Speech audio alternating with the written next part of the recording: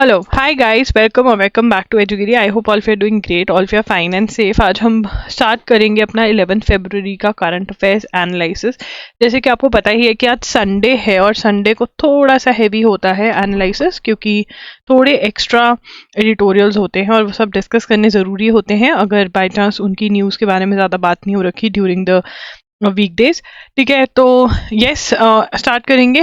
And also अगर आप इस चैनल पे नए आए तो 6 PM पे हर रोज द हिंदू का एनालिसिस होता है। By the end of this analysis आपको नोट्स मिल जाते हैं, ठीक है ना, और आपको समझ में भी चीज़ें आ ही जाती हैं। कोई डाउट होता है तो आप कमेंट सेक्शन में हमसे पूछ सकते हैं। संडे की संडे मैं ये डाउट्स उठा करके इनकी वीडियो बना देती हूँ। क्या संडे है, ये वीडियो आ जाएगी। यस, मैंने बोला था कि सैटरडे को वीडियो मैं करूँगी, बट मुझे टाइम नहीं मिला तो आज ही करूँगी। ठीक है, चलिए स्टार्ट करते हैं आज का सेशन। आपका जोश कैसा है? जोश पता चलेगा लाइक से, और सब्सक्राइब भी कर दो यार। हमने इस बारी कम से कम कुछ और नहीं तो 50,000 सब्सक्राइबर्स पहुंचाने हैं इस साल में। उसमें आप कैसे मदद कर सकते हैं? Bye subscribing. ठीक है, चलिए फर्स्ट एंड फॉरमोस्ट सबसे पहले बात करेंगे कि लोकसभा के अंदर एक रेजोल्यूशन पास हुई। Both houses of parliament on Saturday last working day of the 17th Lok Sabha passed a resolution terming the construction of Ram temple in Ayodhya as ushering in a new era of governance and public welfare. इसको as it is ही याद note कर लेंगे। Both houses of parliament, both houses of parliament, both houses of parliament on last working day of 17th Lok Sabha. अब ये कि जानना बहुत ही ज़्यादा ज़रूरी है कि 17th लोकसभा ख़त्म हो गई है, अब जनरल इलेक्शंस होंगे, फिर बैठेगी लोकसभा। ठीक है ना, दोबारा से इलेक्शंस होने वाले हैं। अब पास मतलब पीएम जो है, पीएम के इलेक्शंस दोबारा होने वाले हैं। Resolution terming the construction of the Ram temple in Ayodhya as a new era of governance and public welfare। ठीक है ना, दोनों ही लोकसभा और राज्यसभा में ये रेजोल्यूशन जो है वो पास हुई है कि क्या आ गया, राम मंदिर की कंस्ट्रक्शन से new era of governance and public welfare. ठीक है, उसके बाद prime minister Narendra Modi during his valedictory address later stated that the resolution by both houses would give constitutional power to the generations to come to be proud of our values in the Lok Sabha the short duration discussion under rule. ठीक है, one India एक भारत श्रेष्ठ भारत। देखो यार, एक भारत श्रेष्ठ भारत का मतलब क्या है ये आपको पता होना चाहिए। वन इंडिया अल्टीमेट इंडिया, तो ये भी लिख लो। एक भारत श्रेष्ठ Bharat, that is one India, that is one India, ultimate India। ठीक है, that is one India is ultimate India। ठीक है जी, चलिए आगे चलेंगे। अब इसके बाद उसके बाद है पाकिस्तान। अब यहाँ पर एक और कॉन्सेप्ट की बात कर लेते हैं, ये नोट मत करना भी। पाकिस्तान के अंदर क्या हुआ? इलेक्शंस किस चीज़ के? जनरल इलेक्शंस हुए। किस चीज़ के लिए जनरल इलेक्शंस मोस्टली बोला जाता है? जब लीडर ऑफ द कंट्री चुनना हो, और यहाँ पर भी पीएम ऑफ पाकिस्तान चूज करना था। ठीक है ना, अब यहाँ पर दो लोगों के नाम आपको याद रखने, एक तो इमरान खान, ठीक है ना, और एक नवाज शरीफ। ठीक है, एक इमरान खान और एक नवाज शरीफ। तो क्या हुआ, इमरान खान जो थे वो मतलब उनकी पार्टी भी इलेक्शंस लड़ रही है, नवाज शरीफ की भी पार्टी इलेक्शंस लड़ रही है, बट जो इमरान खान है वो जेल के अंदर है, क्योंकि उनके ऊपर करप्शन के चार्जेस हैं, कुछ और भी चार्जेस हैं, ये जेल में बैठे हुए हैं। और नवाज शरीफ पे करप्शन के चार्जेस थे, जिनको रिमूव करके इनको वापस बुलाया गया लंदन से कि आइए इलेक्शंस लड़िए। दोबारा से रिपीट कर रही हूँ, इमरान खान को जेल में डाला हुआ है करप्शन के लिए। नवाज शरीफ के अगेंस्ट भी करप्शन प्रूव हुई थी, इनके अगेंस्ट भी जेल में जाने की सजा वगैरह थी, बट ये लंदन भाग गए और लंदन में ही बैठे हुए थे। फिर इनको स्पेशली लंदन से बुलाया गया और इलेक्शन लड़वाए गए पाकिस्तान के। अब देखिए, पाकिस्तान के अंदर जो आर्मी है वो बहुत ही इंपॉर्टेंट रोल प्ले करती है, और यहाँ पर पाकिस्तान की आर्मी जनरल असीम मुनीर ने क्या बोला कि आप एक यूनिफाइड गवर्नमेंट बनाइए, सभी डेमोक्रेटिक फोर्सेस को। अब क्या हुआ, इमरान खान जो जेल में है, आर्मी उनके अगेंस्ट हो रखी है और नवाज शरीफ जो है उनके साथ है आर्मी, तो आर्मी इनके साथ है, ठीक है ना, और इनके अगेंस्ट हो रखी है। अब इनको मैक्सिमम वोट्स किसको मिले, सबसे ज्यादा वोट्स किसको मिले, इमरान खान को मिले हैं सबसे ज्यादा वोट्स। बट वो कह रहे हैं, नवाज शरीफ को कह रहे हैं कि आप दूसरी पार्टीज के साथ मिल करके अपनी जो गवर्नमेंट है वो बना लीजिए, ठीक है। क्या बोल रहे हैं कि आप दूसरी पार्टीज के साथ मिल करके अपनी सरकार जो है बना लीजिए, ठीक है, ये बोल रहे हैं। तो यहाँ पर हमें क्या पता चलता है कि पाकिस्तान में जो आर्मी जनरल है वो ही सब कुछ डिसाइड करता है। अगर आर्मी जनरल के साथ किसी पॉलिटिशियन की नहीं बनती तो वो कभी पावर में आ ही नहीं सकते। तो पाकिस्तान के आर्मी चीफ का क्या नाम है, यहाँ पर ये सबसे ज़्यादा इंपॉर्टेंट क्वेश्चन है। आर्मी चीफ का नाम है असीम मुनीर, ठीक है ना, असीम मुनीर, ठीक है, ये एक नाम। और उसके बाद मैक्सिमम वोट्स किसको मिले, मैक्सिमम वोट्स किसको मिले, इमरान खान पार्टी, पाकिस्तान तहरीक ए इंसाफ, ठीक है ना, उनको कितनी सीट्स मिली, 102 सीट्स मिली इनको। बट आर्मी इनके अगेंस्ट, आर्मी नहीं चाहती है पावर में आए, ठीक है ना। और नवाज शरीफ को कितनी मिली, नवाज शरीफ, ये थर्ड पॉइंट लिखेंगे, नवाज शरीफ की पार्टी का क्या नाम है, पाकिस्तान मुस्लिम लीग, पाकिस्तान मुस्लिम लीग नवाज, ठीक है ना, PMLN। इनको मिली 73 सीट्स, इनको मिली 73 सीट्स, ठीक है ना। तो यहाँ पे हमने पाकिस्तान के चीफ का नाम याद रखना बहुत ज़रूरी है, ठीक है, क्योंकि उनकी ही चलती है, ठीक है ना, वो ही घुमा रहे हैं सारी चक्रियाँ, ठीक है। और इमरान खान की पार्टी का नाम पता होना चाहिए, कितनी सीट्स उनको मिली हैं, और नवाज शरीफ की पार्टी का नाम पता होना चाहिए और उनको कितनी सीट्स मिली है ये भी हमें पता होना चाहिए, ठीक है जी। ये पाकिस्तान का सारा सिनेरियो है।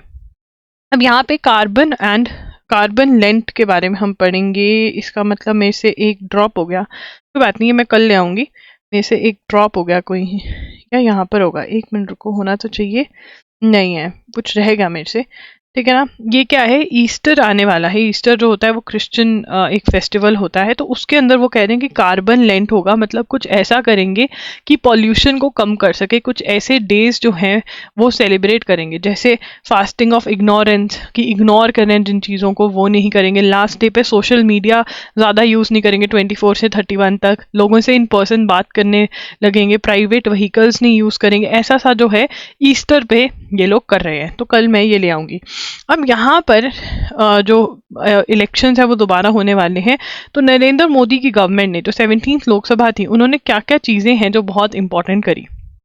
सबसे पहले एब्रोगेशन, उन्होंने आर्टिकल 370 जो है वो खत्म किया JNK में, जो कि स्पेशल स्टेटस देता था JNK को। ट्रिपल तलाक बैन किया उन्होंने। Among the first laws that Modi government brought in its second tenure was the Muslim women protection rights on marriage bill 2019। It banned instant triple talaq. तो यहाँ पर के it is very very important कि हम इनके नोट्स बना लें। It is very very important कि हम इनके नोट्स बना लें। 1 मिनट, नोट्स वाला कहाँ गया, सॉरी मुझे पता नहीं चलता, तो माफ़ी चाहूँगी। हाँ, यहाँ पर ये ऐसे रख लेते हैं, हम थोड़ा सीधा भी कर लेते हैं, ये लो, ठीक है ना। सबसे पहले अगर हम देखें इम्पॉर्ट 1 मिनट, ये तो बहुत ही मोटा हो गया pen. 1 minute, I am so sorry, मैं आपका टाइम वेस्ट कर रही हूँ।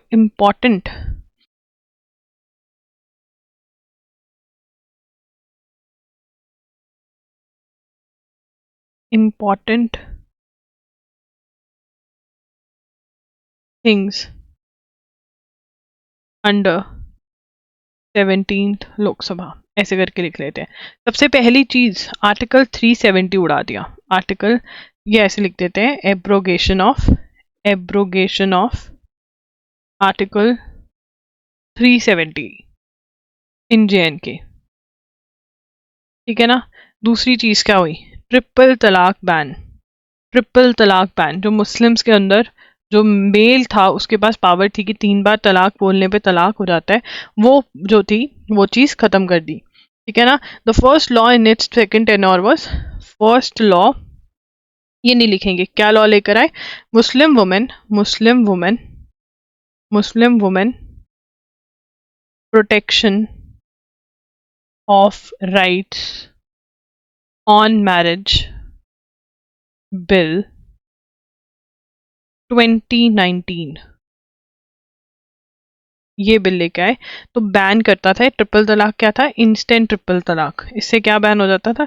बैंड इंस्टेंट ट्रिपल तलाक। ठीक है ना? उसके बाद functioning under covid, the monsoon session in 2020 was the first session that got delayed due to pandemic. It was held amid major pandemic due to COVID-19 protocols. The Lok Sabha and the Rajya Sabha had separate sittings as members were spread across the two chambers to maintain social distancing. In September 2020, Parliament passed three farm laws. Farmers from Punjab, Haryana and Uttar Pradesh began protests forcing the government to roll it back. इसी के अंदर farmers law भी लेकर आए थे जिनको वापस भी ले लिया गया था। New home for Parliament, Prime Minister Narendra Modi inaugurated the new Parliament building on May 28th. Inaugurated new Parliament building on inaugurated लिखेंगे inaugurated new Parliament building on new Parliament building on 28th May. This is a very very important date. Please make a note of it. Yes, ये question आ सकता है और मैं मैंने बहुत ही बेकार तरीके से कहा, सही कर देती हूँ। ठीक है ना? अब इसके अंदर amid Vedic chants by priests, the Prime Minister performed pujas, later installed Singol from Tamil Nadu. Sengol जो इंस्टॉल किया वो कहाँ का था? वो चोला डायनेस्टी से इंस्पायर्ड था। कौन सी डायनेस्टी से इंस्पायर्ड था? चोला डायनेस्टी से इंस्पायर्ड था। एक डंडा लाइक स्ट्रक्चर, ऐसे से डंडा लाइक स्ट्रक्चर था। ठीक है ना? वो राजा जो था वो पकड़ के जाता होता था, बट इसको इंस्टॉल किया गया, कहा जाता है कि इंडिपेंडेंस के टाइम पे दिया गया था, जवाहरलाल नेहरू को पकड़ाया था। ठीक है, बहुत इसके ऊपर कंट्रोवर्सी हुई थी, बट यस ये इलाहाबाद के एक म्यूजियम में पड़ा था सेंगोल। ठीक है, इसको सेंगोल को भी लगाया गया वहां पे। ठीक है ना? सेंगोल को भी इंस्टॉल्ड इन पार्लियामेंट, ठीक है ना? ये भी इंस्टॉल करवाया गया। और ये कौन सी डायनेस्टी से ये चीज़ जो थी, कॉन्सेप्ट उठाया गया था? चोला डायनेस्टी से। ये कॉन्सेप्ट कौन सी डायनेस्टी से उठाया गया था बेटा जी?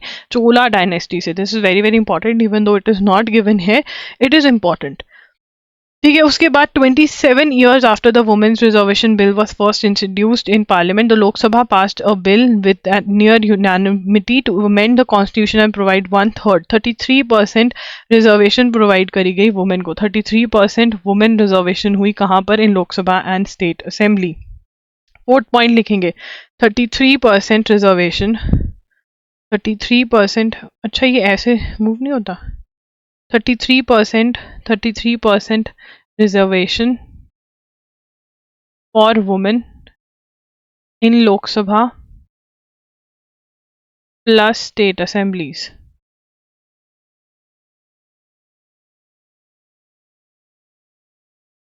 ठीक है, उसके बाद next 17th Lok Sabha witness the passage of भारतीय न्याय संहिता बिल, भारतीय नागरिक सुरक्षा bill and Bharatiya Sakshya bill to replace Indian penal code, CrPC and Indian evidence act respectively. और उसके बाद क्या देखा गया?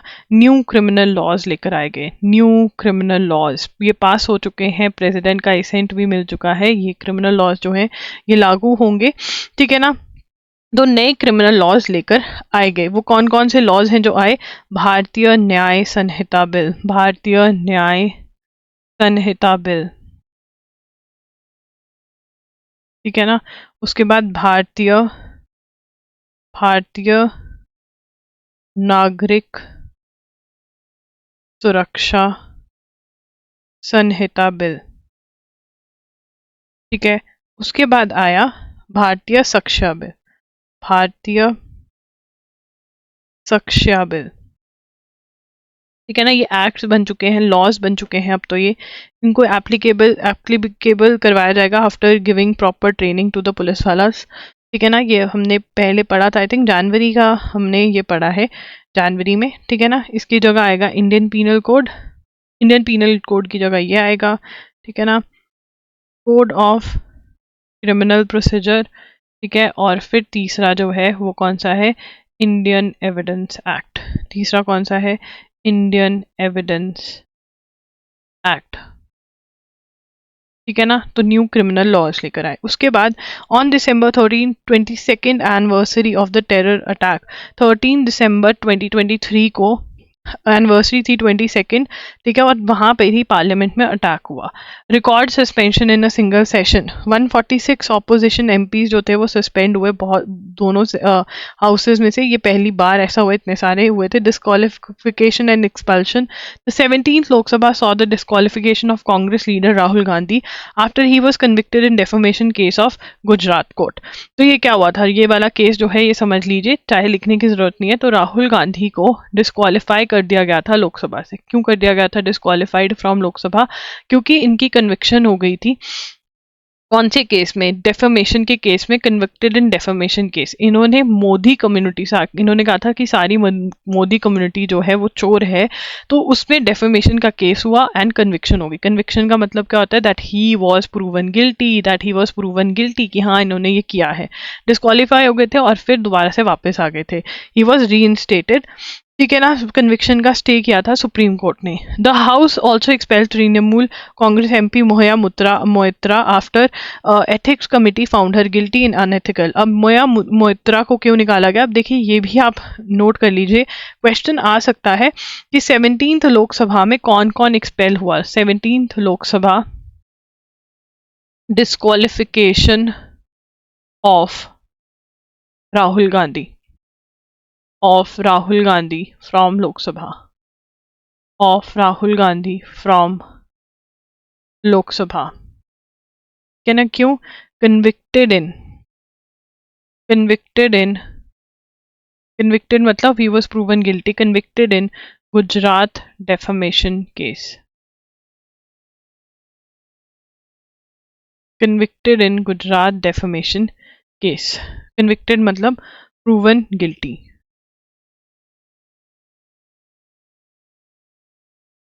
ठीक है। उसके बाद जो नेक्स्ट है उसमें एमपी मोहिया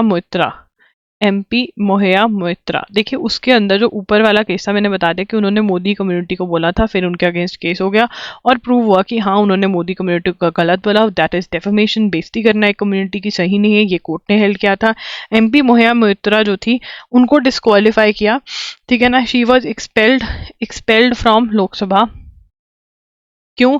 क्योंकि उन्होंने किसी से पैसे, कहा जाता है कि उन्होंने किसी से पैसे लिए थे, क्योंकि कि अगर आप ये क्वेश्चंस पूछोगे तो आपको वो पैसे मिलेंगे। उन्होंने वो क्वेश्चंस पूछे, उनको पैसे मिले, which is not right conduct of a Lok Sabha MP या member of parliament, not only Lok Sabha but also Rajya Sabha. तो ये सब चीज़ें जो हैं हमने नोट कर ली हैं, दीज आर इम्पॉर्टेंट, ठीक है।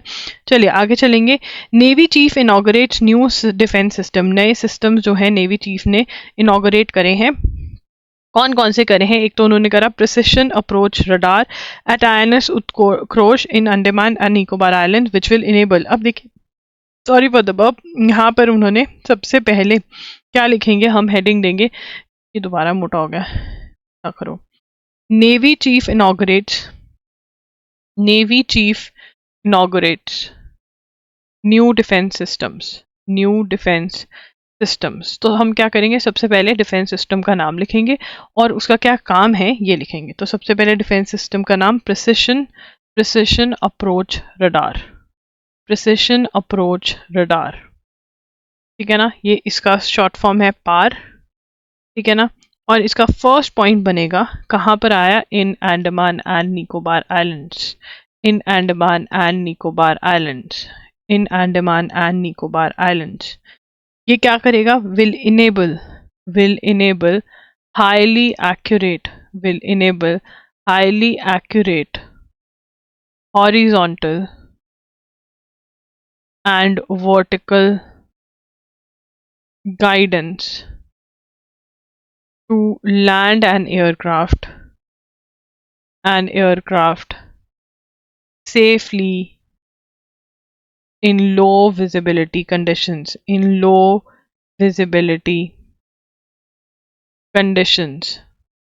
such as heavy rain and fog,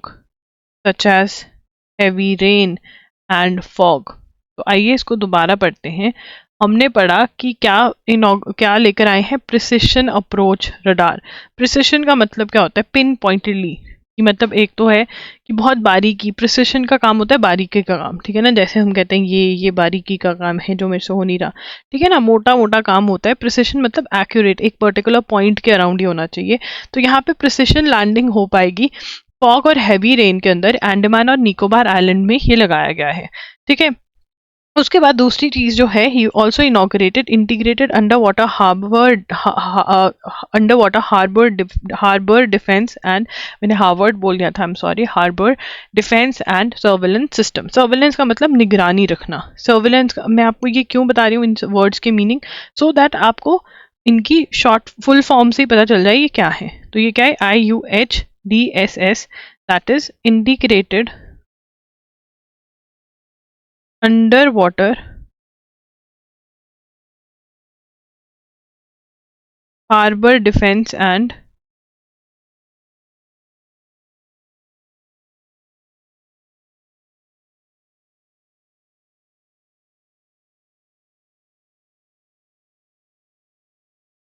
ठीक है।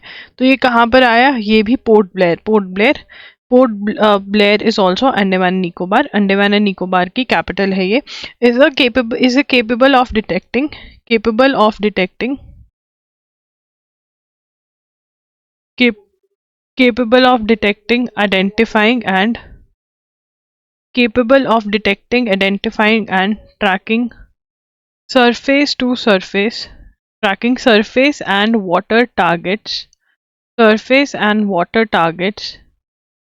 in vicinity of Port Blair Harbor। अब देखिए यहाँ पर हमने पहले लिख लिया, ठीक है। अब यहाँ पर आपको समझना पड़ेगा कि ये क्या है, integrated under water harbour defence and surveillance system. तो हार्बर क्या होता है, ठीक है ना, जहाँ पर आके शिप्स वगैरह जो हैं वो लगती हैं, ठीक है ना, तो वो होती हैं हार्बर। तो अब उसका डिफेंस बहुत इंपॉर्टेंट है, वॉर चल रही है या हमारी किसी कंट्री के साथ दुश्मनी है, तो वो तो चाहेगा कि वो उड़ा दे। तो उसके अंदर ये इसकी कैपेबिलिटी क्या है, capable of identifying and tracking surface and water targets in vicinity, मतलब कोई भी टारगेट जो सरफेस से आ रहा हो या फिर कोई टारगेट जो हो वो वाटर के से आ रहा हो, उसको ये आइडेंटिफाई करेगा और उसको ट्रैक करेगा और आइडेंटिफाई करेगा, ठीक है ना। तो ये जो है लगाए गए हैं। उसके बाद admiral Kumar accompanied by Kala Hari Kumar, president navy welfare and wellness association, visited Andaman Nicobar island, the country sole operational tri service command from. तो ट्राई सर्विस कमांड क्या है, देखिए अब यहाँ पर जैसे जैसे डेवलप हो रहा है वर्ल्ड, ठीक है ना, वर्ल्ड में डेवलपमेंट आ रही है, तो पहले क्या होता था, आर्मी, ठीक है ना, नेवी और एयरफोर्स, ये सब अलग अलग होते थे, अपना काम करते थे, ठीक है, और बढ़िया सब कुछ इनका चल रहा था। बट अब रियलाइज किया गया कि इन तीनों को एक साथ मिलकर काम करना है। अब क्या रियलाइज किया गया बेटा जी, कि इन तीनों को एक साथ मिलकर काम करना है। तभी अब क्या लेकर आया जा रहा है, अब लेकर आए जा रहे हैं ट्राई सर्विस कमांड। क्या लेकर आए जा रहे हैं, try service command. Try service command में आर्मी वाले लोग भी हैं, नेवी वाले लोग भी हैं, एयरफोर्स वाले लोग भी हैं, और ये एक साथ ही काम करते हैं, ठीक है ना। और जो first sole operational tri service command है वो कहाँ पर है, अभी लिखेंगे सोल ऑपरेशनल, मतलब सोल का मतलब अकेली, sole operational tri service command जो है वो कहाँ पर है, अंडमान एंड निकोबार कमांड है वो, अंडमान निकोबार कमांड है वो, Andaman and Nicobar, ANC, that is Andaman and Nicobar command, ठीक है जी। ओके, इसमें कोई दिक्कत नहीं, ठीक है, कोई दिक्कत नहीं है। चलिए आगे चलते हैं। Up to 60 protected monuments in Lucknow have been declared of national importance under the Ancient Monuments and Archaeological Sites Remain Act by the Archaeological Survey of India. Mr. Rizvi said that most of these structures built during the Nawab era have been encroached upon in the last few years.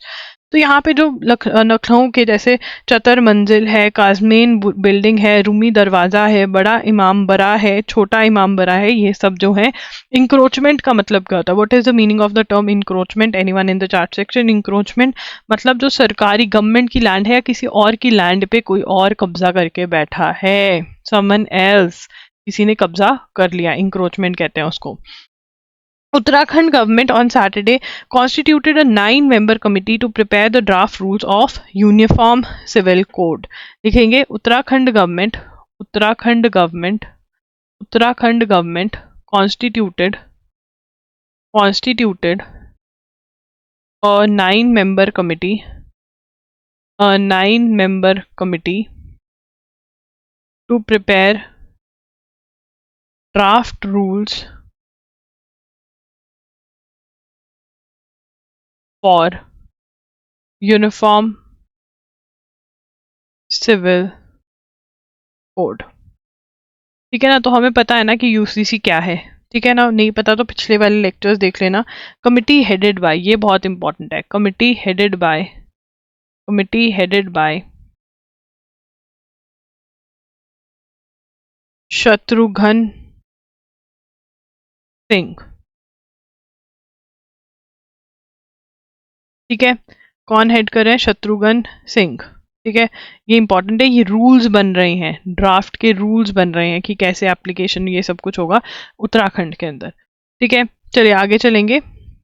Prime Minister Narendra Modi will inaugurate a major Hindu temple in Abu Dhabi during his upcoming 2-day visit to the United Arab Emirates next week, the Ministry of External Affairs said on Saturday. Apart from participating in rituals at the Bab's Hindu Mandir, the work of the structure has been going on since 2019, and the expensive 27-acre land was donated by UAE government. तो यहाँ पर कहाँ पर आ रहा है Hindu temple? कहाँ पर आ रहा है? अबू धाबी के अंदर आ रहा है. तो यहाँ पे पीएम मोदी to inaugurate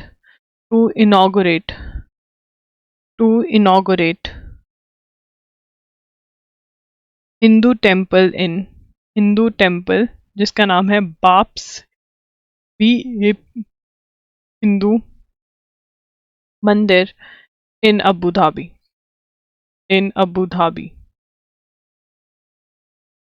ठीक है ना, यूनाइटेड अरब एमिरेट्स जब जाएंगे तब ये करेंगे. ठीक है ना, तो यहाँ पर ये कहाँ पर है? अबू धाबी में. कहाँ पर है ये मंदिर? अबू धाबी में है. ठीक है, वेरी वेरी इंपॉर्टेंट अगेन. उसके बाद इसका कब started in going on structure, बस इतना ही याद कर लो, स्ट्रक्चर कब स्टार्ट हुआ, ये इतना इंपॉर्टेंट नहीं है कि बनना कब स्टार्ट हुआ. CSIR NAL files test drone that can double up as pseudo satellite. अब ये पढ़ेंगे क्या है. तो यहाँ पर जो सैटेलाइट ड्रोन बनाया गया है, बट अलग सा ड्रोन है. ये ड्रोन ऐसा है जो स्ट्रेटोस्फेयर में, expected to be in stratosphere, मतलब जहाँ पर कमर्शियल प्लेन्स फ्लाई करते हैं उनसे ऊपर वाला जो स्फेयर है अर्थ का, उसके अंदर ये प्लेन्स जो हैं चलेंगे. ये है ड्रोन्स ही. ड्रोन्स का मतलब क्या होता है? ह्यूमंस नहीं इसके अंदर बैठे होते, ह्यूमंस उसको कंट्रोल कर रहे हैं नीचे से, बट ये खुद ही चलता है, ड्रोन वो होता है. ठीक है ना, तो यहाँ पर किन्होंने ये टेस्ट किया है? CSIR National Aerospace Laboratories, NAL, successfully tested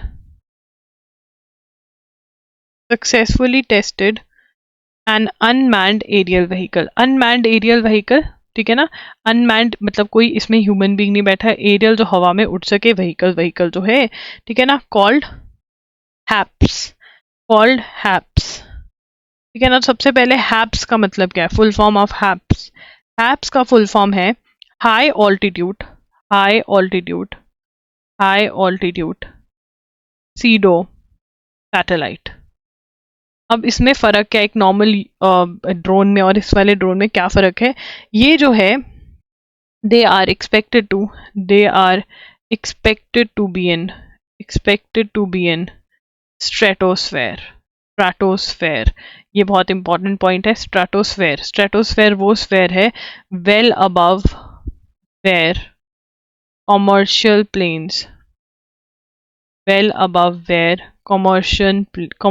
planes fly. ठीक है ना, कमर्शियल प्लेन्स मतलब जैसे इंडिगो वगैरह ये कमर्शियल प्लेन्स होते हैं, ये फ्लाई करते हैं. फाइटर प्लेन्स नहीं जो मिलिट्री के होते हैं. एंड कैन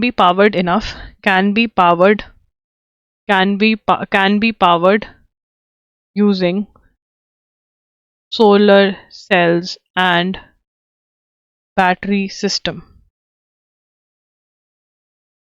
ठीक है, a fully working HAPS can be used for a variety of applications from surveillance to beaming. 5G waves, surveillance का मतलब निगरानी रखने के लिए. ठीक है, और 5G वेव्स इंटरनेट के लिए, इसका कोई भी यूज कर सकते हैं. सैटेलाइट की तरह भी ये यूज़ हो सकती है. So this is a very very important thing that is happening.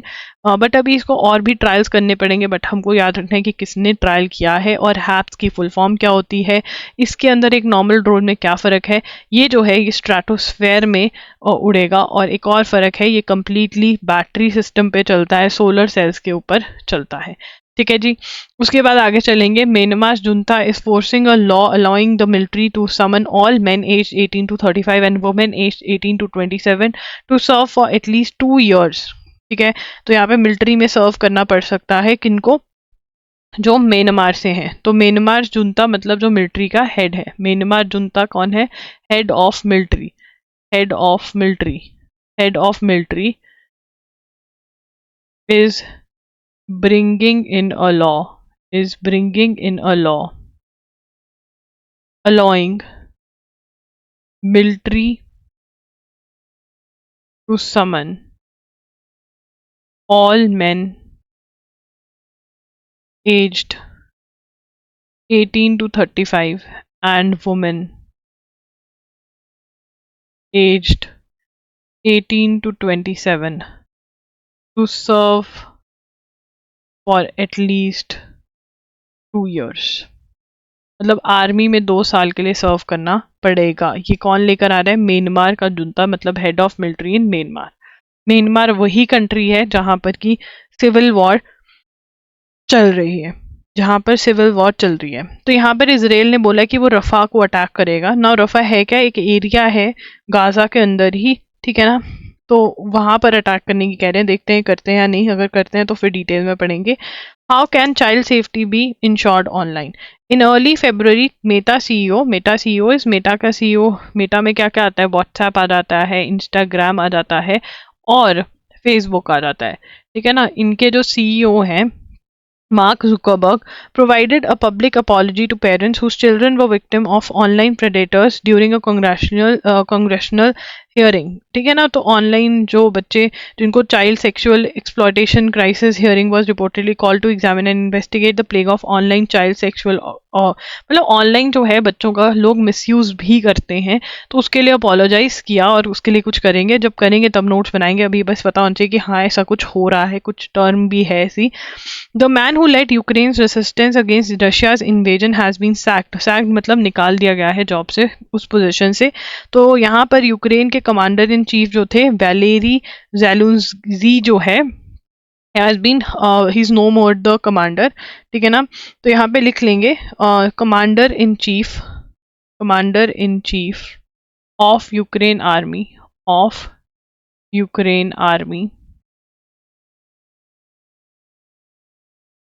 Valerie Zaluzhny. Sacked मतलब निकाल दिया गया है. सैक्ड मतलब निकाल दिया गया है. जब अटैक किया रशिया ने यूक्रेन पे, then he was the one who was there. इनको आयरन जनरल भी बोला जाता है. Also known as iron general. ठीक है. और एक और बात कि जो यूक्रेन है, ठीक है ना, वो पहले भी अपनी एक टेरिटरी लूज कर चुका है. कौन सी? क्रिमिया. ठीक है ना. क्रिमिया, निव्या से याद कर सकते हो, पता नहीं क्रीम और Nivea. Crimea in 2014. Ukraine to Russia. Ukraine से ले गया था रशिया बिना कोई लड़ाई लड़े. ठीक है ना. कब गया था क्रिमिया? 2014 में. किसके पास है? यूक्रेन के पास है, रशिया के पास में. ये भी टेरिटरी थी. ठीक है. Church embraces climate fight calls Greenland. अच्छा ये ग्रीनलैंड यहाँ पर आ गया. आई एम सो सॉरी, वो जो हमने वो फोटोज ही देखी थी. तो पढ़ लेते हैं.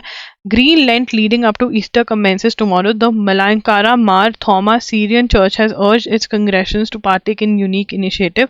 तो यहाँ पर क्या इनिशिएटिव है? ग्रीनलैंड. ठीक है ना. ग्रीन लेंट, इसके अंदर मतलब कुछ ईस्टर सेलिब्रेशंस के लिए. ठीक है ना. तो इसके अंदर जैसे वो बोलेंगे कि स्पेसिफिक थीम होगी बहुत सारे वीक्स के लिए, हर वीक एक अलग थीम होगी. ठीक है. To avoid ignorance of future impacts of climate change, एक वीक ये फॉलो करेंगे. कम सोशल मीडिया यूज़ करेंगे, लोगों से इन पर्सन बात करने की कोशिश करेंगे. तो ये क्या है? Easter celebrations with different weekly themes. किसकी है ये? मलनकारा मार होमा सीरियन चर्च। ठीक है जी, ओका ये है, मतलब ये क्या है, ग्रीनलैंड का क्या है कि भाई कुछ कुछ थीम्स होंगी इन्वायरमेंट को लेके, सोशल मीडिया को लेकर, अलग अलग थीम्स हैं इनकी। कौन चर्च लेके आया, ये मालेकेरियन मार थॉमा सीरियन चर्च जो है वो ये इनिशिएटिव लेकर आया है। ग्रीनलैंड को ये क्या बोल रहे हैं, कार्बन फास्ट, ठीक है ना, कार्बन फास्ट भी बोला जा रहा है इसको। ठीक है, क्वेश्चन आ सकते हैं ग्रीनलैंड क्या इनिशिएटिव है, किसका इनिशिएटिव है। उसके बाद water prevention and control act के अंदर अमेंडमेंट्स हुई है, ठीक है ना, तो यहाँ पे लिखेंगे amendment in water prevention and control of pollution Act 1974। ठीक है, तो अमेंडमेंट क्या होती है, चेंजेस, मतलब कुछ चेंज किया गया है लॉ के अंदर, बट उससे पहले इन्होंने हमें बताया कि ये एक्ट है क्या। और इससे क्वेश्चन ये आ जाता है कि कब आया था ये एक्ट। ये एक PYQ है, बहुत ज़्यादा पूछा गया है ये PYQ, और क्योंकि ये अब दोबारा न्यूज़पेपर में वापस आ गया तो इससे क्वेश्चन बन सकता है कि कब आया था। 1974 का एक्ट है ये। एक्ट का मतलब क्या होता है, लॉ, ठीक है ना, जो हमें फॉलो करना है। The act was the first piece of legislation in independent India that identified the need to have an institutional structure to address contamination of water bodies. ठीक है ना, तो इसने क्या किया, तो इसने बोला कि एक ऐसी, ठीक है ना, said to have an institutional structure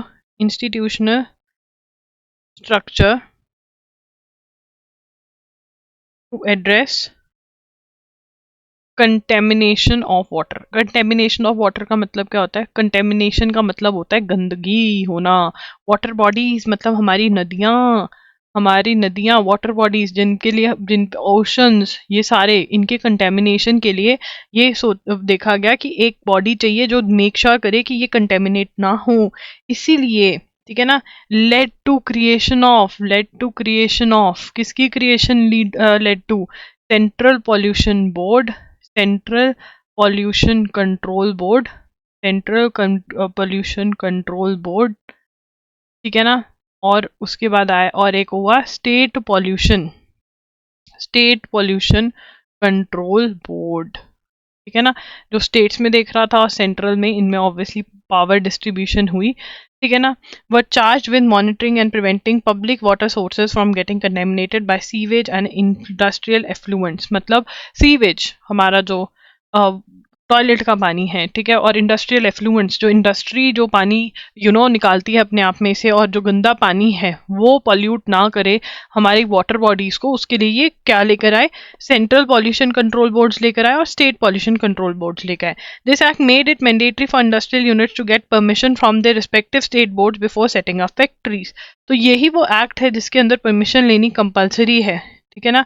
this act लिखेंगे, this act made it compulsory for industrial units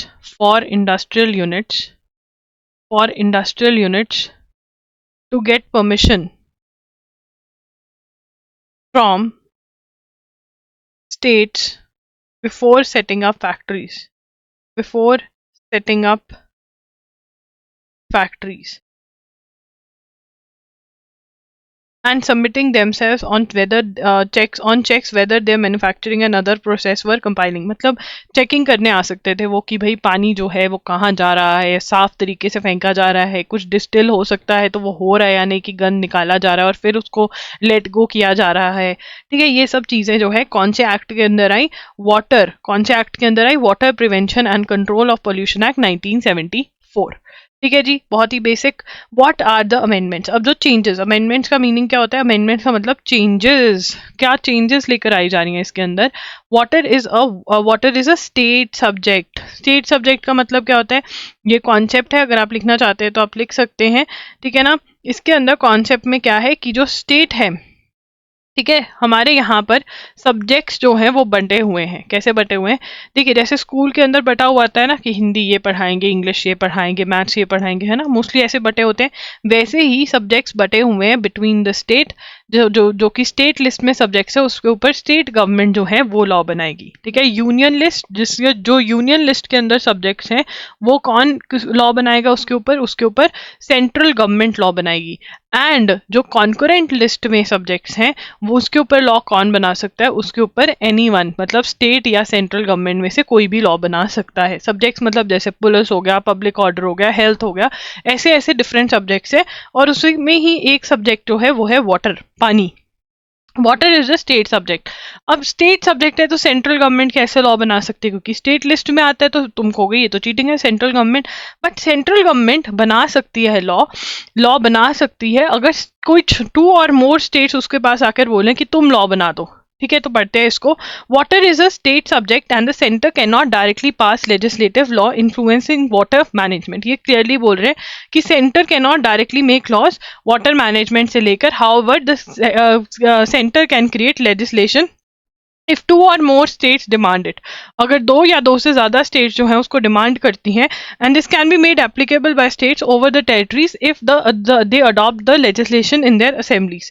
तो मतलब अगर वो अपनी असेंबलीज में उसको पास कर देते तो वो लॉ एप्लीकेबल होता है। तो यहाँ पे हमें क्या पता चलता है, सबसे पहली चीज जो वाटर है वो स्टेट सब्जेक्ट है। वाटर पे सेंट्रल गवर्नमेंट लॉ वैसे नहीं बना सकती, बट अगर 2 से ज्यादा स्टेट्स उसके पास आकर बोलें कि तुम लॉ बना दो तो बना सकती है। और वो भी स्टेट लेजिस्लेचर के अंदर, स्टेट्स को अपने अपने लॉ मेकिंग उसके अंदर जाके उनको अप्रूव करवाना होता है, अडॉप्ट करना होता है। The amended version of the act passed by both houses of parliament will currently apply to कहाँ अप्लाई होगा ये अप्लाई होगा हिमाचल प्रदेश में और राजस्थान में and the union territories. Union territories कौन कौन सी, चंडीगढ़, पौंडीचेरी, ये यूनियन टेरिटरीज हैं। ठीक है, इनमें एप्लीकेबल होगा। उसके बाद the original act pass in 1974 is applicable in 25 states. The most important change is that it removes, एक जो बहुत इंपॉर्टेंट चेंज वो कह रहे हैं इसके अंदर आई है, वो क्या आई है, the most important change is that it removes the provisions of imprisonment for several violations deemed minor and replaces them with fines to the tune of ₹10,000 extending up to ₹15 lakh. तो जो वो कहते हैं माइनर ऑफेंसेस, छोटू पोटू offences के लिए jail में डाल दिया जाता था, उसकी जगह इम्प्रिजनमेंट की जगह अब फाइन जो है वो लिया जाएगा। क्यों? वो कहते हैं ईज ऑफ डूइंग बिजनेस के लिए। किसके लिए? ईज ऑफ डूइंग बिजनेस के लिए, कि हर कोई आराम से बिजनेस कर पाए। छोटू पोटू जो अगर गलती होगी तो उसके लिए जेल नहीं भेजा जाएगा, उसके लिए पैसे ले लिए जाएंगे। और वो पैसे ज्यादा ले लिए कि ताकि वो फिर भी ना करे, ऐसा कुछ कर रहे हैं। तो हमें पता होना चाहिए ये अमेंडमेंट्स क्या हैं, और सबसे पहले हमें पता होना चाहिए कि क्या water is a state subject और ये सारा। तो यहाँ पर हम अमेंडमेंट्स का पढ़ेंगे सबसे पहले। अमेंडमेंट्स, ठीक है ना। अमेंडमेंट सबसे पहले हमने पढ़ी, क्या है amendment? Amendment is removes provisions of imprisonment for violations that are deemed minor minor मतलब जो छोटू पोटू ऑफेंसेस है, जो छोटू पोटू क्राइम्स है, ठीक है ना। And replace them with fine का मतलब ये नहीं कि चलो फाइन ओके, नहीं, फाइन मतलब पैसा लिया जाएगा। ठीक है ना, फाइन मतलब पैसा लिया जाएगा। ठीक है ना। अब यहाँ पर ये भी बताया गया कि water is a state subject. Water क्या सब्जेक्ट है? स्टेट सब्जेक्ट है। बट यहाँ पे ये भी नोट करेंगे, बट इफ टू और more states, not one, if 2 or more states demand, central government can make a law। ठीक है ना। तो यहाँ पे current amended version of the act, तो amended version of the act applicable in HP and Rajasthan plus UTs, that is union territories. ठीक है जी, okay. यहाँ पे सबसे इंपॉर्टेंट क्वेश्चन जो है वो ये है कि water is a state subject. उसके बाद as per the original act SPCB's permission is needed for establishing any industry or treatment plant which could discharge sewage into a water body, sewer or land. In the amendment, the bill specifies that the center in consultation with CPCB may exempt certain categories. अब पहले क्या था, ठीक है ना, as per the original act SPCB's permission is needed for establishing any industry or treatment plant, ठीक है ना. तो यहाँ पर SPCB की परमिशन रिक्वायर्ड होती थी. अब जो है, ठीक है, यहाँ पे लिख लेंगे earlier SPCB's permission was required for any industry or treatment plant which could discharge sewage into water body, है ना. पहले किसकी परमिशन लगती थी, SPCB की, ठीक है ना. वाटर बॉडी, लैंड या स्यूअर के अंदर अपना जो वेस्ट वाटर है वो भी डाल सकती थी. बट अब नाउ किसकी रिक्वायर्ड होगी, now centre in consultation with CPCB may exempt certain categories of industrial plants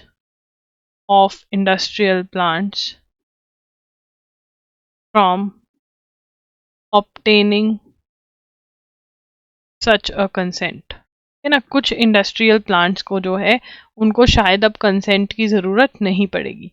However, operating or establishing an industrial unit without SPCB consent can still land you in jail, है ना. अभी भी permissions तो चाहिए रहेंगी. The bill also at the centre में issue guidelines for grant refusal cancellation of consent granted by SPCB. तो ये सारा इतना ज़रूरी नहीं है जितना ये वाला मुझे बहुत ज़्यादा ज़रूरी लग रहा है. इसको अच्छे से करना इज़ वेरी वेरी इंपॉर्टेंट. किसको अच्छे से करना बहुत ज़्यादा ज़रूरी है, ये वाला पार्ट, ठीक है ना. कि अब पावर जो है वो चेंज हो रही है इस चीज़ के लिए कि अगर पहले सीवेज में या फिर वाटर बॉडी के अंदर आपको डिस्चार्ज करना था, सीवेज डिस्चार्ज वाटर बॉडी में करना था, लैंड या सुअर में करना था, तो आपको SPCB की परमिशन लगती थी. बट अब कुछ जो इंडस्ट्रीज हैं वो एग्जेम्प्ट कर सकती है. कौन, सेंट्रल गवर्नमेंट एग्जेम्प्ट कर सकती है. This is important. उसके बाद आगे चलेंगे, उत्तराखंड असेंबली के बारे में बात करेंगे. UCC जो है वो बहुत ज़्यादा बात में आया उत्तराखंड का, और हमने इतनी ज़्यादा डिटेल में इसके बारे में बात नहीं करी है. चलिए कर लेते हैं. उत्तराखंड UCC बिल, ठीक है. तो यहाँ पर UCC जो है ये यूनिफॉर्म सिविल कोड है, ठीक है. ये हमें पता है आर्टिकल 44 में इसकी बात करी गई है. Directive principle of state policy है, ये हम बहुत बार बात कर चुके हैं, ठीक है ना. अब यहाँ पर जो बिल है, bill passed by state and sent to the president for her assent, ठीक है ना. उनके अप्रूवल के लिए भेज दिया गया है बिल को. ये तो बिल का स्टेटस है अभी. तो एप्लीकेबिलिटी के बारे में बात करते हैं. ये किसको एप्लीकेबल है ना. एप्लीकेबिलिटी के बारे में बात करते हैं. ये किसको एप्लीकेबल है. ये जो बिल है ये एप्लीकेबल है. शेड्यूल ट्राइब को दिस इज नॉट एप्लीकेबल, ठीक है ना. Applicable applies to all residents of Uttarakhand except the tribal community को ये बिल जो है ये एप्लीकेबल नहीं है. ट्राइबल कम्युनिटी को ये लॉ जो है एप्लीकेबल नहीं है. ट्राइबल कम्युनिटी को ये लॉ एप्लीकेबल नहीं है, ठीक है ना. तो इसके अंदर एक और चीज़ जो है वो है ये, ठीक है ना. Nothing contained in this code shall apply to the members of any scheduled tribes, ठीक है. ये बस इतना याद कर लो ना, ट्राइबल कम्युनिटी को एप्लीकेबल नहीं है, तो इतना बहुत है, ठीक है. उसके बाद बात करते हैं कि बिल क्या कहता है. बिल कहता है heterosexual couples irrespective of whether they are residents of Uttarakhand or not to register their live-in relationships. तो live-in relationships किसको register करने पड़ेंगे. registration of live-in relationships तो लिव इन रिलेशनशिप्स क्या होते हैं, जिसके अंदर शादी नहीं करी होती बट लड़का लड़की जो है वो एक साथ रह रहे हैं। तो क्या ये रेजिडेंट्स ऑफ उत्तराखंड के लिए एप्लीकेबल है? नहीं।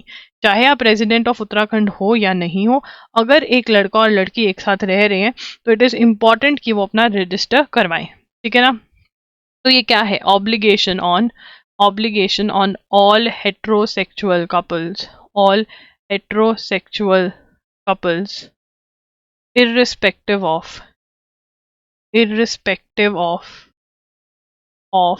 whether they are residents of Uttarakhand or not,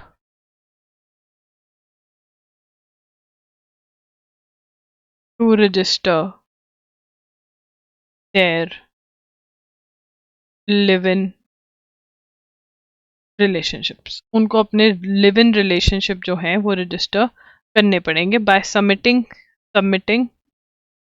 statement to concern registrar, मतलब कंसर्न्ड रजिस्ट्रार। अब यहाँ पर ना मैं साइड पे जो पॉइंटर्स हैं वो लिखवा देती हूँ आपको इसी पॉइंटर के, यहाँ पे रिक्वायरमेंट्स क्या हैं। यहाँ पे रिक्वायरमेंट्स क्या है बेटा जी, यहाँ पर जो रिक्वायरमेंट्स हैं, यहाँ पर रिक्वायरमेंट्स क्या हैं, they are very very important, है ना। रिक्वायरमेंट्स ये हैं कि हेट्रोसेक्सुअल कपल होना चाहिए, मतलब लड़का और लड़की, बॉय एंड गर्ल, ठीक है, मैन एंड वुमेन बेसिकली, ठीक है, चाहे वो रेजिडेंट्स हैं या नहीं है ना। रेजिडेंट्स और नॉन रेजिडेंट्स भी यहाँ पर कवर हो रहे हैं, बट अगर वो लिव इन रिलेशनशिप में हैं तो उनको रजिस्ट्रार के पास जाकर स्टेटमेंट देनी पड़ेगी, ठीक है ना। Even if such a relationship is terminated, the registrar has to be informed. Termination of relationship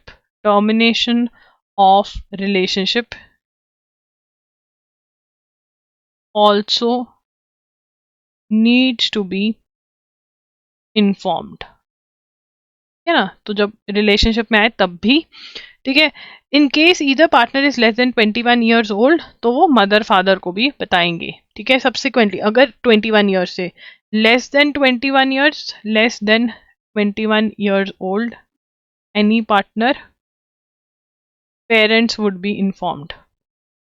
parents और guardians will be sent a declaration, ठीक है ना। पेरेंट्स और गार्डियंस को भी डिक्लेरेशन जो है वो भेजी जाएगी, ठीक है जी। उसके बाद subsequently the registrar will conduct a summary inquiry to ensure that the relationship does not fall under prohibited category. कोई भी प्रोहिबिटेड कैटेगरी में नहीं है वो, अगर प्रोहिबिटेड कैटेगरी में नहीं है, या फिर if a partner is married, तो प्रोहिबिटेड कैटेगरी में क्या होगा कि अगर वो मैरिड है, one of the partner is married, if person is a minor, ठीक है, if his or her consent was obtained by fraud, तो ये होगा कि अगर प्रोहिबिटेड वो होंगे, ठीक है। प्रोहिबिटेड कौन कौन से, प्रोहिबिटेड कौन कौन सा होगा, प्रोहिबिटेड कैटेगरीज कौन कौन सी है कि माइनर नहीं है, ठीक है ना, मैरिड नहीं है partner, one partner married to someone else, ठीक है ना, और एक और क्या है, coercion, consent by fraud, misrepresentation तो नहीं लिया हुआ, ठीक है ना। तो 30 डेज के विद इन जो है वो एक्सेप्टेंस या रिफ्यूजल हो जाएगा, ठीक है। Now this is very very important, और कुछ नहीं, इसके ऊपर रील्स ही बहुत ज़्यादा बन रही हैं, तो ये एग्जामिनर को पता है कि भैया ये ऐसा कुछ हुआ है कि registration of live in relationships. तो इसके अंदर क्या हमें याद रखना है, अगर मैं इसको साइड कर दूं तो, और मैं अपना याद करने की कोशिश करूं इसको, तो क्या है, हेट्रोसेक्सुअल मतलब लड़का और लड़की होने चाहिए, ठीक है ना। लिव इन रिलेशनशिप कर रहे हैं तो रजिस्ट्रेशन मैंडेटरी है, ठीक है। होमोसेक्सुअल होने चाहिए, हेट्रोसेक्सुअल मतलब, एक मिनट, रजिस्ट्रेशन किसको करवानी है, चलिए यहाँ पर याद करते हो, सॉरी मैं आपका थोड़ा टाइम ज़्यादा लग गया, ठीक है, पर ये याद करवाना ज़रूरी है। हेट्रोसेक्सुअल मतलब लड़का और लड़की होने चाहिए, ठीक है, प्लस वो चाहे रेजिडेंट्स हो चाहे नॉन रेजिडेंट्स हो, उनका रजिस्ट्रेशन जो है वो करवाना कंपलसरी है। जो मजिस्ट्रेट है उसके पास, रजिस्ट्रार जो है ना, मजिस्ट्रेट होगा, रजिस्ट्रार के पास, ओके मजिस्ट्रेट को पावर नहीं है, रजिस्ट्रार को पास जो कंसर्न है उसके पास जाकर के स्टेटमेंट देनी होगी, ठीक है ना। अब यहाँ पर अगर दोनों में से कोई भी 21 ईयर्स से कम है, लेस देन 21 ईयर्स है दोनों पार्टनर में से कोई भी, तो पेरेंट्स को भी डिक्लेरेशन, पेरेंट्स और गार्डियंस को भी डिक्लेरेशन भेजी जा सकती है, ठीक है ना। और इसके अंदर प्रोहिबिटेड रिलेशनशिप कौन से हैं कि जिसमें अलाउ नहीं किया जाएगा, अगर कोई भी माइनर है, मतलब 18 साल से कम की उम्र है अगर किसी पार्टनर की, तब अलाउड नहीं है। अगर कोई भी एक दोनों में से मैरिड है तब अलाउड नहीं है, ठीक है ना। और थर्ड जो प्रोहिबिटेड है, एक तो माइनर था, मैरिड है, और अगर कोई फ्रॉड या फिर मिस रिप्रेजेंटेशन से कंसेंट ऑब्टेन करता है तब भी वो अलाउड नहीं है। और अगर टर्मिनेशन हो गया, मतलब बेटा जी अगर ब्रेकअप हो गया गर्लफ्रेंड बॉयफ्रेंड का, तब भी आपको इन्फॉर्म करना होगा। ये उत्तराखंड का लॉ है, ठीक है। कोई दिक्कत नहीं होनी चाहिए, 2 बार रिवाइज करा दिया है, यहीं से याद करके आप ये जाओगे, ठीक है ना। इलेजिटिमेट चिल्ड्रन, इलेजिटिमेट चिल्ड्रन का मतलब क्या होता है? इलेजिटिमेट चिल्ड्रन पहले होते थे जो बिना शादी करे गए पैदा किए गए हैं, या फिर लीगल रिकॉग्निशन नहीं होती थी बच्चे को, क्योंकि वॉइड मैरिज होती थी कि मतलब वो वैलिड ही नहीं है मैरिज, या फिर ऐसी मैरिज होती थी जो ख़त्म हो सकती है क्योंकि उसके अंदर कुछ ऐसा है जो रिक्वायरमेंट्स है मैरिज की वो फुलफिल नहीं हुई है, तब वो बच्चा इलेजिटिमेट होता था, उसको प्रॉपर्टी में हक वगैरह नहीं मिलता था। बट ऐसा है कि अब वॉइड या वॉइडेबल मैरिज जो भी है, ठीक है ना, एज वेल एज अगर लिव इन रिलेशनशिप में से भी एक बच्चा पैदा होता है तो वो इलेजिटिमेट चिल्ड्रन नहीं होगा, वो लेजिटिमेट चाइल्ड होगा, उस चाइल्ड को रिकॉग्निशन दी जाएगी। और इसके अंदर लिव इन पार्टनर को अगर आप डेजर्ट कर में छोड़कर चले जाते हो तो उसके अंदर, ठीक है ना, उसके अंदर जो है आपको अपने पार्टनर को मेंटेनेंस भी देनी पड़ सकती है, ठीक है। Eligible to claim maintenance, notably a woman is eligible to claim maintenance if her partner deserted by her live in, she is deserted by her live in partner. उसके बाद इस बाइगमी और पॉलीगैमी, मतलब अगर शादीशुदा इंसान से one of the condition stipulated or for a valid marriage is that neither party should have a living spouse. At the time of marriage किसी का भी लिविंग स्पाउस नहीं होना चाहिए, ठीक है ना। अगर आप मैरिड हो और आप दूसरी शादी करो, डाइवोर्स्ड हो ठीक है, मैरिड हो और दूसरी शादी करो वो अलाउड नहीं है। उसके बाद यहाँ पर और क्या चीज़ें जो हैं वो ख़त्म कर दी गई हैं।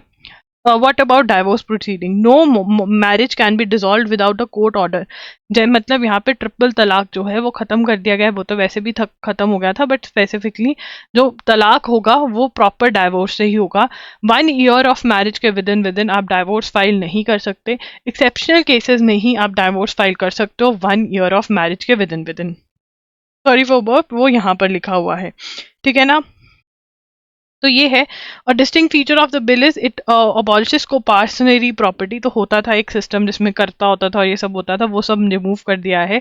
अब एंसेस्ट्रल प्रॉपर्टी और सेल्फ एक्वायर्ड प्रॉपर्टी एक ही तरीके से जो है डिस्ट्रीब्यूट होगी। एंसेस्ट्रल कौन सी होती है? जो दादाजी की प्रॉपर्टी होती है, पर दादाजी की प्रॉपर्टी होती है वो एंसेस्ट्रल होती है। सेल्फ एक्वायर्ड जो खुद पैसे कमा करके आपने एक्वायर करी होती है तो वो सेल्फ एक्वायर्ड होते हैं। इनका अलग अलग होता था, बट अब उत्तराखंड में एक ही तरीके से डिस्ट्रीब्यूट होगी, ठीक है। मुस्लिम लॉज क्या हम पढ़ चुके हैं कि इद्दत हलाला ये सब कुछ जो है वो ख़त्म कर दिया है।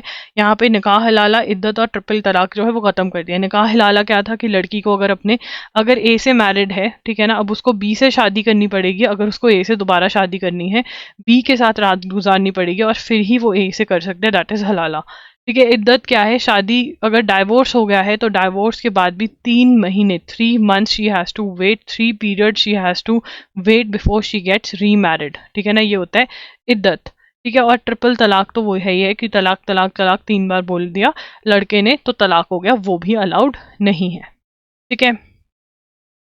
के बाद आगे चलेंगे। सो या दिस इज जो चीज़ें लिखवानी थी मैंने वो इंपॉर्टेंट चीज़ें लिखवा दी हैं आपको, ठीक है ना। And if you want to buy anything you can go to www.logri.in। वहाँ पर आपको करंट अफेयर्स के 1 शॉट मिल जाएंगे, ठीक है, मई से लेकर के दिसंबर तक के, ठीक है, सॉरी जनवरी तक के, ठीक है। फेब वाला बहुत जल्दी आ जाएगा। MCQs मिल जाएंगे करंट अफेयर्स के, जनवरी 2024 के डाल दिए हैं, फेब के भी जल्दी आ जाएंगे। MCQs आपको ₹250 में मिल जाते हैं, 1 शॉट जो मिल रहे हैं वो ₹300 में मिल रहे हैं, ठीक है ना। एंड हमारे पास मॉक टेस्ट हैं, मॉक टेस्ट हमारे पास हैं जैसे कि स्लैट का मॉक टेस्ट है, MSCET का मॉक टेस्ट है, ठीक है, और हमारे पास CUT PG का मॉक टेस्ट भी है। अगर आपको कोई भी डाउट्स हैं आप कमेंट सेक्शन में हमसे पूछिए, मैं आपको हर संडे जो है ये डाउट वीडियो करती हूँ, उसमें आपका डाउट फॉर श्योर उठाया जाएगा। एक बात कहना चाहूँगी, जब भी डाउट पूछते हो इंश्योर करो कि आप डेट भी मेंशन करो, क्योंकि मैं न्यूज़पेपर का जो नोट्स हैं वो डेट के हिसाब से संभाल के रखती हूँ। तो मुझे बहुत दिक्कत हो जाती है 7 डेज के नोट्स में जाने में। तो अगर आपको कोई भी इशू है, आप वो लिखेंगे कि ये टॉपिक में प्रॉब्लम है और इस डेट को आपने ये करवाया था। ठीक है जी। तो ये ज़रूर कर देना। ये मत अज्यूम करा करो अरे जिसमें हम कमेंट कर रहे हैं तो वही डेट है, मुझे नहीं पता चलता। तो आप सीधा डेट मेंशन करा करिए अपने कमेंट में। ठीक है। अगर आपको ये सेशन अच्छा लगा हो तो कमेंट करके मुझे ज़रूर बताना, मुझे बहुत अच्छा लगता है। लाइक ज़रूर करना, हमारे बारे में शेयर ज़रूर करना, एंड अगर गलती से आप सब्सक्राइब करना भूल गए हो तो वो भी ज़रूर कर देना। That's it, bye bye, take care.